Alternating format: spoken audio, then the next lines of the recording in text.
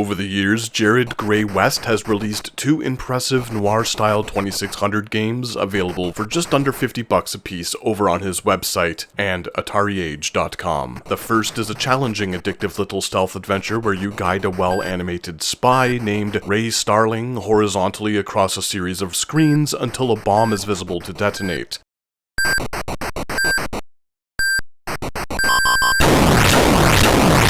Conceptually, it's a simple enough premise, but things ramp up quite quickly as you'll spontaneously combust if a beam from the looming lighthouse hits a single pixel of your body.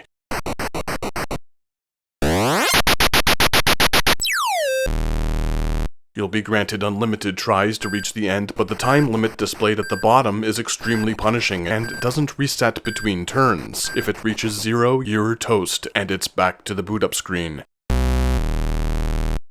Detonating a bomb starts a new set of levels with each chunk generously giving a bit more time as the challenge escalates. After the first set of screens, things get more intense, with narrower walls to hide behind and gunners who shoot slow-moving bullets at you from either side of the stage. The controls are very responsive, and ducking with the action button couldn't be easier, so it's always the player's fault if they fail. The flashing could be a bit much for some, but West has got you covered. To disable it, simply set the right difficulty switch to the A position. All of the walls are randomly generated and each screen will grant you 100 points, 10,000 for completion of an entire level. As I said, the animation is great all around. The character is well drawn and the lighthouse's beam has a very convincing rotation effect. All in all, this is an awesome concept and an extremely fun game. It's easy to pick up and play for a few minutes at a time, but that's rarely the case for me. Whenever I pop this thing on, I get lost in it. Everything about it is absolute perfection. From the black and white visual style to the engrossing random assortment of stages, I highly recommend everyone check this out.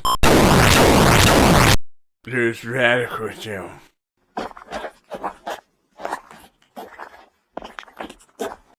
Now, a few years later in 2018, Gray West dropped the final version of Spies in the Night 2, an ambitious sequel with a variety of different stages. When the timer starts on each floor, you'll be given the opportunity to choose from 2 randomly generated challenge rooms. What I like is how the theme pops up above the door prior to entering. The sneaky bits are still here with different visuals, but your secret agent man moves much slower in these sequences this time around. There's another similar one that will have you avoiding spotlights in the foreground as you navigate between windows, and he moves much quicker here.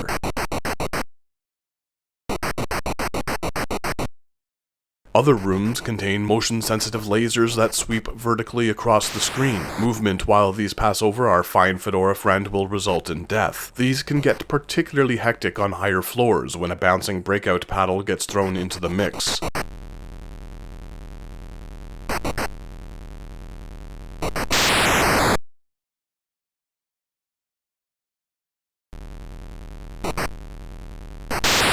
Another set of rooms force you to navigate through a maze in the dark with only brief flashes of light to reveal the path to the exit. I have a terrible memory, so these segments are always time dumps for me. One wrong step and... holy cow! There are also some of these rooms that do this.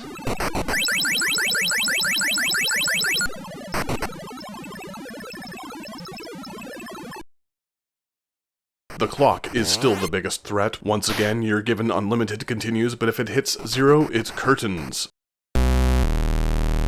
Some of the question mark labeled rooms refill a generous amount of time when the Family Feud button is pushed, but others remove a chunk. These 80s techno-disco spaces can also warp you up or down a few levels. Ultimately, I find the game to be quite balanced, but I still haven't managed to reach the upper 20s. It's a relatively involved sequel that's even more compelling than the original, if you can imagine that. Ascending the floors adds more obstacles and trickier light patterns to avoid, so you can expect to see the game over screen a lot, and yes, Spies in the Night 2 has a dedicated game over screen. My beer's empty. Game over again. The sounds are pretty standard Atari 2600 fare, but I've got to give this developer credit for the title music that plays in each of these games.